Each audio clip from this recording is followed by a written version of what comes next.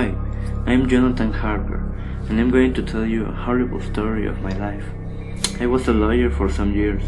One day, in 1875, I went to Transylvania to sell a house that was in London. A rich man called Count Dracula was interested in this house, and he invited me to talk with him in his castle. He was a strange person. Some people told me that he was a vampire, and I discovered that he is not only a vampire, but he is the most powerful and important vampire of the world.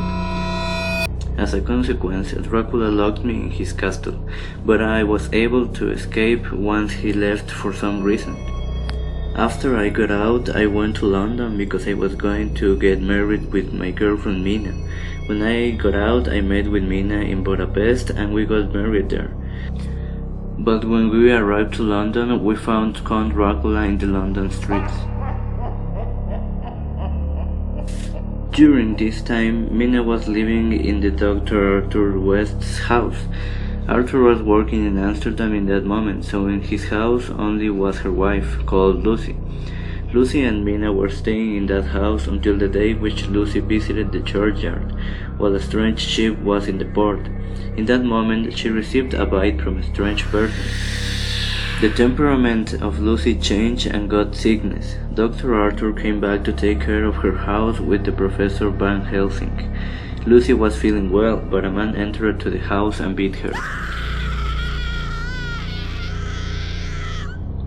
Lucy's sickness got worse and she started to faint until she died. A few days later, I read in the newspaper an article titled "The Beautiful Lady of Hythe." This article talked about a woman that kidnapped kids and days later they appeared with red marks in their neck. Mina and I supposed the woman was Lucy, and she would be a vampire. We called Professor Van Helsing and we told him our ideas.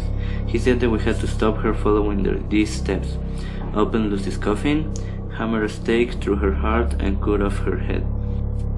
So we left Mina in the house, and then we went to tell him our story, and finally we went to Lucy's tomb. And by following the steps that Dr. Van Helsing had told us, Lucy was finally able to die. But that wasn't the only problem. After stopping Lucy, Dracula must have known that he had enemies in London, so he would attack us. We returned to London, where he was with Mina again. We decided to find Dracula's refuge, and to reach this, Van Helsing hypnotized me. I found a clue that could help us find Dracula.